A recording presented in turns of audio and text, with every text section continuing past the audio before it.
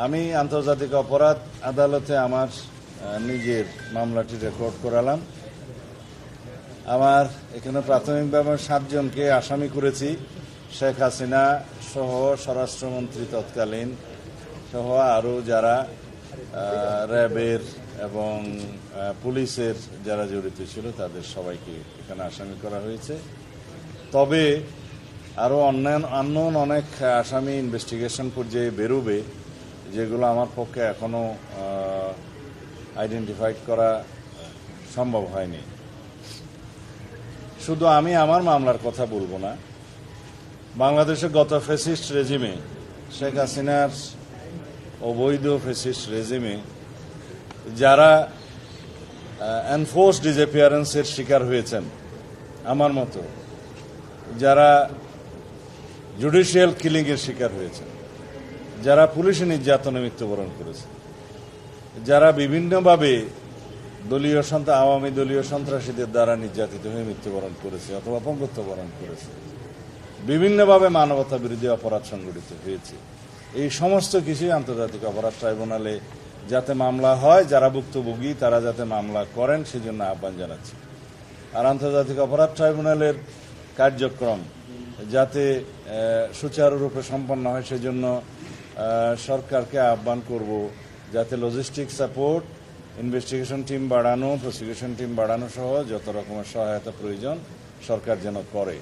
আমাদের পক্ষ থেকে আমরা যতটুকু সহায়তা আমাদের জন্য আমাদের ক্ষেত্রে প্রযোজ্য তা আমরা সহায়তা করব। তবে বিচার বিভাগ স্বাধীন এবং স্বাধীন বিচার বিভাগের মধ্য দিয়ে আমরা আশা করি এই বিচারিক প্রক্রিয়া চালু থাকবে এবং আন্তর্জাতিক মহল আর দেশের অভ্যন্তরে সবাই যেন এটা দেখতে পায় যে একটা সুবিচার নিশ্চিত হচ্ছে, এখানে কোনো পক্ষপাত করা হচ্ছে না। এটা আমাদের খেয়াল রাখতে হবে। যেভাবে ওপেন কোর্ট ট্রায়ালটা মানুষ সরাসরি দেখতে পাচ্ছে, এটা আমাদের দেশের জন্য একটা নজির স্থাপন করেছে। আশা করি এখন উন্মুক্ত আদালতের বিচার কার্যক্রম যদি সর্বসাধারণ দেখতে পারে তাহলে সেখানে সুবিচার নিশ্চিত হবে ইনশাআল্লাহ। এই কার্যক্রম যেন আমরা সর্বক্ষেত্রে প্রচলন করতে পারি সেটার জন্য প্রচেষ্টা নেওয়া হবে। ধন্যবাদ আপনার শেষের দিকের তথ্যটা আগে বলে এটা সঠিক নয়। আমাদের আলাদা আলাদা সেল আছে, শহীদ পরিবারদের সাথে সাক্ষাৎ করা, তাদেরকে সহযোগিতা করা, তাদের পরিবারকে সহযোগিতা করা, সে সন্তানদের জন্য আমরা ভবিষ্যতে তাদের শিক্ষা ব্যবস্থা, শিক্ষা সহ সমস্ত চিকিৎসা সবকিছুর আমরা নিয়েছি দায়িত্ব। এরকম অনেকগুলো আপনারা দেখবেন কার্যক্রম, বিশেষ করে মাননীয় আমাদের ভারপ্রাপ্ত চেয়ারম্যান জনাব তারেক রহমানের নেতৃত্বে তিনি সরাসরিও ভিকটিম পরিবারের সাথে কথা বলেন, ভিডিওতে আপনারা দেখবেন। সুতরাং আপনার শেষের তথ্যটা আমি একটু ভিন্নমত পোষণ করি। আর আমার কেন মামলা করতে দেরি হলো, আপনারা যদি প্রত্যেকদিন আমার কার্যক্রমগুলো দেখেন, রাজনৈতিক বিভিন্ন কার্যক্রম, সংস্কার কার্যক্রম, এগুলো নিয়ে এত ব্যস্ত সময় আমার কাটাতে হয়েছে যে আমি আসলে নিজের জন্য আলাদাভাবে কোনো সময় বের করতে পারিনি এতদিন। আর তথ্য উপাত্ত সংগ্রহ করা এবং আইনজীবীদের সাথে আলাপ করে একটা খুব ভালো মতো ড্রাফট রেডি করে জমা দেয়া, যাতে করে এই মামলাটা আমরা প্রমাণ করতে পারি, সেটার জন্য একটু সময় লাগে।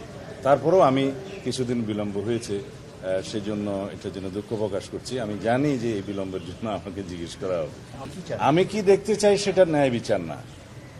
আইন যেভাবে মনে করবে, বিচারে যেভাবে সাব্যস্ত হবে সেটাই আমরা মেনে নেব। আমি তো চাইব সর্বোচ্চ সাজা হোক, কিন্তু আইন আদালত সেটা সিদ্ধান্ত নেবে যে কোন সাজা তাদেরকে প্রমাণ করা হবে, দেয়া হবে এবং কিভাবে আমরা প্রমাণ করতে পারলাম সেটার উপর নির্ভর করবে। সুতরাং বিচারের বিষয়ে কিন্তু স্পেসিফিক এভাবে বলা যায় না যে আমি অমুকের ফাঁসি চাই, অমুকের এই চাই। আমাকে প্রমাণ করার দায়িত্ব আমার, এবং কোর্ট বুঝবে, আদালত সিদ্ধান্ত নেবে কোন সাজা দিবে। আমার প্ল্যান্টের মধ্যে যতটুকু আছে যে শেখ হাসিনা এবং তৎকালীন স্বরাষ্ট্রমন্ত্রী আসাদুজ্জামান কামাল, বেনজির আহমেদ, একেএম শহীদুল হক, মেজর জেনারেল জিয়াউল হাসান, আসাদুজ্জামান মিয়া, মনিরুল ইসলাম, এই পর্যন্ত আমরা নাম মেনশন করেছি এবং আননোন অনেক কথা। অবশ্যই সেটা শুধু বিএনপির প্রতিশ্রুতি নয়, এই জাতির আকাঙ্ক্ষা, জুলাই আগস্টের শহীদদের রক্তের আকাঙ্ক্ষা, সমগ্র জাতির প্রত্যাশা, এই জনগণের প্রত্যাশা, ন্যায় বিচার প্রতিষ্ঠা করতে হবে। শুধুমাত্র জুলাই আগস্টে জাতিসংঘের রিপোর্ট অনুসারে 1400 শহীদ হয়েছে। 2000-এর বেশি আহত হয়েছে, পঙ্গু হয়েছে, অন্ধত্ব বরণ করেছে।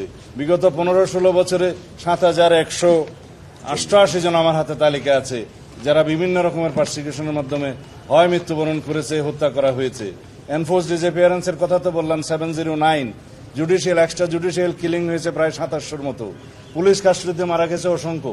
এইভাবে যারা নির্যাতিত হয়েছে, যারা নির্বাসিত হয়েছে, যারা কারাবাসে গিয়েছে, যারা অন্ধত্ব বরণ করেছে, চিরতর অপঙ্গত্ব বরণ করেছে, শিকার হয়েছে হত্যাকাণ্ডের, এগুলো সবগুলোর বিচার করা হবে ইনশাআল্লাহ।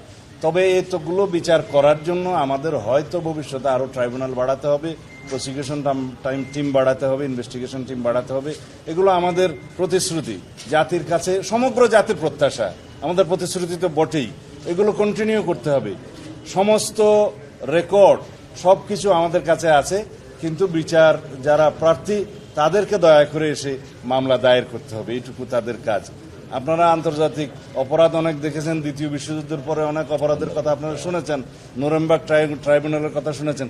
এগুলো একদিনে সমাপ্ত হয়নি, ইট টেক্স টাইম, এবং এরপর হয়তো আপিল হবে, যা কিছু হবে, কিন্তু ন্যায় বিচার প্রতিষ্ঠা করা হবে। বাংলাদেশে যাতে ভবিষ্যতে এরকমের কোনো আর কেউ কোনো ফেসিস্টের কোনো জন্ম না হয়, কোনো ফেসিবাদের জন্ম না হয়, সেই ধরনের রাষ্ট্র ব্যবস্থা যেমন আমরা কায়েম করতে চাই, এই বিচারও সুবিচার নিশ্চিত করেও আমাদেরকে সেটা দৃষ্টান্ত স্থাপন করতে হবে যে বাংলাদেশের ভবিষ্যৎ আমরা কিরকম চাই।